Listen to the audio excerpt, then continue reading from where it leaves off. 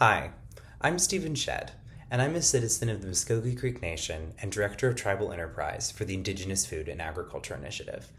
Today, I'm going to talk about how tribes can use NRCS programs as a practical tool to support land stewardship, food sovereignty, and long-term economic resilience. I want to frame NRCS as not just a funding source, but as a relationship-based conservation partner. For many tribes, NRCS aligns closely with their indigenous values based on caring for the land across generations. This video is going to focus on how NRCS works, programs tribes often use, and real examples of how tribes are leveraging these tools on the ground. NRCS stands for the Natural Resource Conservation Service. It's an agency within the U.S. Department of Agriculture.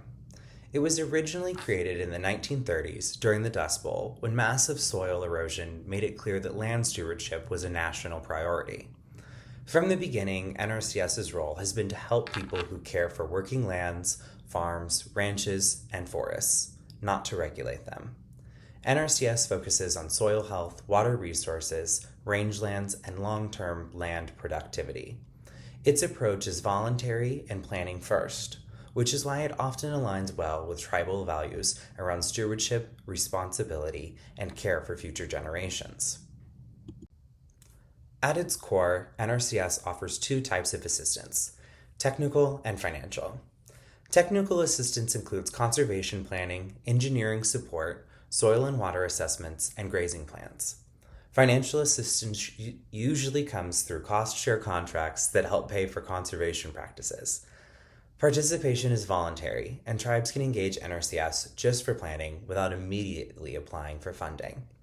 Tribes have started with NRCS planning only, using that information to guide long-term land use decisions and strengthen future grant applications. The first program we're going to talk about is EQIP. EQIP stands for the Environmental Quality Incentives Program, and it's one of the most widely used NRCS programs in Indian country. EQIP is a voluntary cost-share program designed to help address specific natural resource concerns on working lands. These concerns might include soil erosion, overgrazing, water availability, irrigation efficiency, or impacts to riparian areas. Through EQIP, NRCS helps with both the planning and installation of conservation practices, such as fencing, livestock water systems, soil health practices, and irrigation improvements. EQIP contracts typically last between 1 and 5 years, depending on the practices being installed. Importantly, EQIP is available not just to individual producers, but also to tribal governments and tribal agricultural enterprises. For instance, tribal ranches have used EQIP to install cross-fencing and water infrastructure that supports rotational grazing. This improves pasture health, reduces pressure on sensitive areas, and strengthens the long-term productivity of tribal lands. The next program I want to talk about is CSP. CSP stands for the Conservation Stewardship Program, and it's different from EQIP in an important way. While EQIP helps land managers install new conservation practices, CSP is designed to reward operations that are already practicing good stewardship and want to take the next step. CSP takes a whole operation approach, meaning NRCS looks at how the entire farm or ranch is managed, not just individual practices. Participants commit to maintaining existing conservation activities and adopting additional enhancements that improve soil health, grazing management, water quality, and wildlife habitat. CSP contracts typically run for several years and provide annual payments in recognition of the ongoing stewardship being provided. For tribal bison and cattle enterprises, CSP has been used to strengthen grazing systems, support culturally significant species, and improve long-term land resilience. CSP recognizes that many tribes have been practicing conservation for generations, and it provides a way to support and sustain that work. Next, I want to talk about Conservation Technical Assistance, or CTA. CTA is the foundation of everything NRCS does, and it's often the most important place for tribes to start. NRCS provides technical assistance without requiring a cost-share contract or funding application.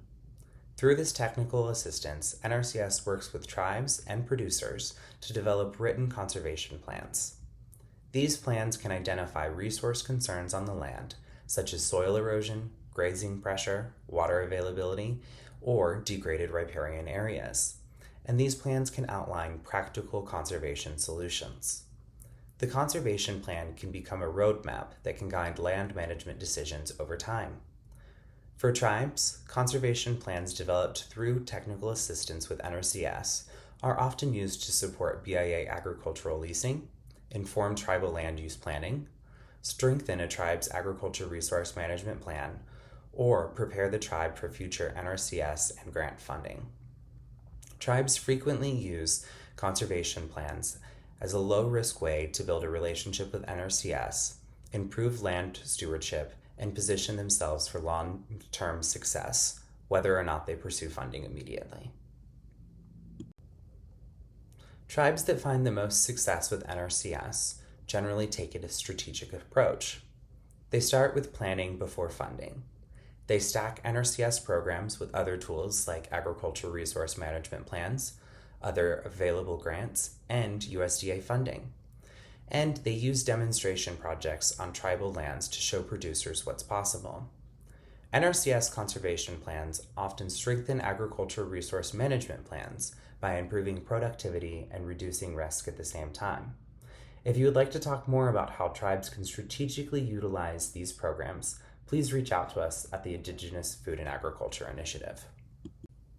Common barriers faced by tribes when working with NRCS include land status complexity, limited staff capacity, and application burdens.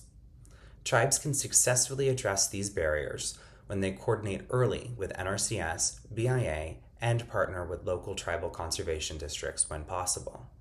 One of the most effective strategies is designating a single tribal point of contact for NRCS, which can often be a tribal director of agriculture. There are a couple of takeaways that I would like to leave you with today. First, NRCS is a tool for tribal sovereignty through stewardship, not just conservation funding. Second, planning unlocks opportunity. Often before dollars are involved, working with NRCS can help support the creation of a tribe's agricultural resource management plan and lay the groundwork for various funding applications. And third, relationships matter almost as much as contracts. Get to know your local NRCS staff, state conservationists, and tribal liaisons. That wraps up our video for today. But if you have more questions about NRCS or tribal food and agriculture, please feel free to contact us at the Indigenous Food and Agriculture Initiative. We can always be found online at indigenousfoodandag.com. Thanks, and have a wonderful day.